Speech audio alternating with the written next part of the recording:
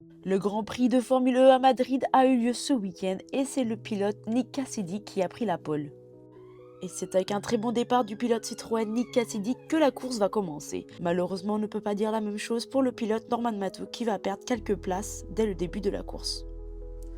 Dans les premiers tours, après un contact entre trois voitures, la voiture de Verlaine, d'Acosta et De Vries va perdre son aileron avant.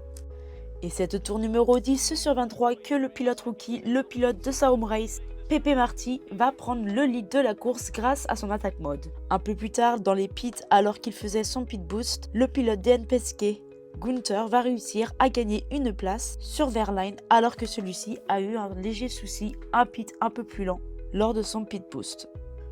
Par la suite, le pilote DS Penske va réussir à prendre le lead de la course grâce à son attaque mode.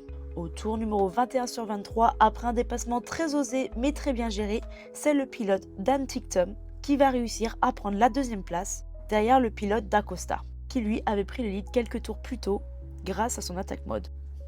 Un tour plus tard, à 2 tours de la fin, c'est le pilote Jaguar Mitch Evans, grâce à son attaque mode, qui va réussir à prendre la troisième place puis la deuxième place et se placer derrière son coéquipier. Les deux vont se livrer une bataille jusqu'au dernier tour et au dernier virage.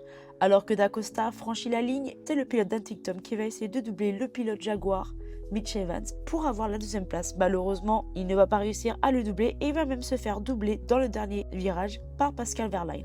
Et c'est donc une victoire et une deuxième place pour l'équipe Jaguar avec d'Acosta et Evans. Et c'est le pilote Wehrlein de chez Porsche qui va finir en troisième position.